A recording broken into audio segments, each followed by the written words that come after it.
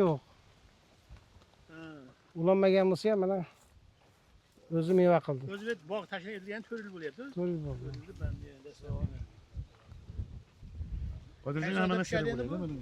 Qanchada pishadi? Avgust oxiri, mayda sentyabr boshida pishadi. Yoshlarga qaraganda pista mevani terishdan oldin ilonlar o'rashib oladi deydi. Bu bo'lmagan gap. Bo'lmagan gap, afsona bu. Haligi men Turkiyaga bordimda, Turkiya Gaziantepga. Birinchidan erta suv yo'q ekan. Bu qanaqa sug'orasiz desa, biz o'zi suv yo'qligi uchun pista ekkanmiz. Aslida biz bo'lmaganmiz dedim. Keyin yana bitta masala. Ularda sizlarda yilon bo'ladimi? Pista bog'da yilon bo'lar ekan desam, tushunmayapti. Yilonga nima daxli bor pistani deyapti. Shuncha ming gektar yer va ilon yo'q.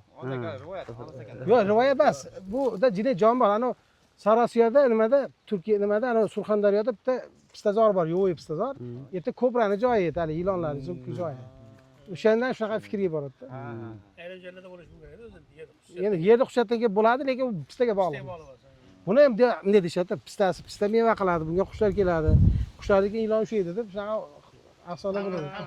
Mana hozir xonadonlar desak, pistalarni borib ko'ring-da. Kesilmagan hech qaysi. Xalq ichida bunaqa gap bor.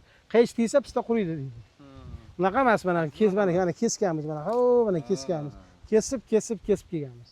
Shuning uchun meva qilganda bu. Hozir payvand qilinganmi? Bu payvand qilinmagan shu. Qilinmagan. O'zi payvand haqida gapirib, nimani payvand qilgansiz?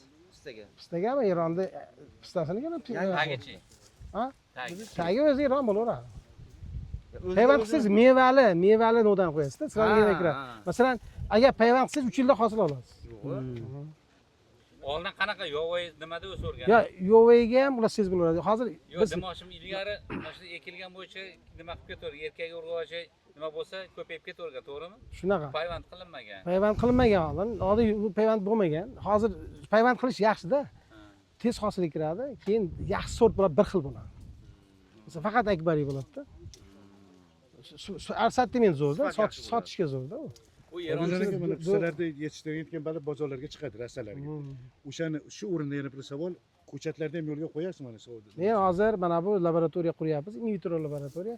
Pistachilik instituti qilmoqchimiz shu yerda. Haligi Turkiyaning Gaziantep degan shahrida 1939-yilda ilmiy tekshirish instituti ochilgan. O'sha yerda olimlar bilan memorandum qilib kelganman. Faqat u memorandum tuzganimda unda bu yerda daraxtlar o'sardi. Bir narsa, cho'l edi. Keyin ular bilan kontaktga chiqmadim, chunki men bu yerda oldin pista qilib olay, daraxt qilib olay dedik. Undan keyin binoni quraman dedim. Mana inshaalloh nasib etib qurdik. Ana endi ularni chaqirib kelsak bo'ladi. Uni filialini baqa ochamiz. Bu yerda Turkiyaning filiali bo'ladi, olimlar kelib ishlaydi. Ular endi bu yerda o'rganadi muhitini. Lekin qanaqa pista zo'r, yaxshi bilish kerak-da uni. Masalan, mana UCB1 degan nima bor? Taglik bor. O'shani in vitro qilmoqchimiz bu yerda laboratoriya qilib. O'sha endi UCB1 deb mana bu daraxtlardan farqi, uni tomir sistemasi juda yaxshi rivojlanganda, suvsiz yashay oladi. Lar bu yerda ham demak hamma joyda. Bu ham endi suvsiz yashay oladi. U tomir sistemasi bulardan bir necha barobar yaxshi-da. Nomi nima o'shani? UCB1. UCB1. UCB1 sezam bo'ladi. Ha, bir. Bu o'sha daraxt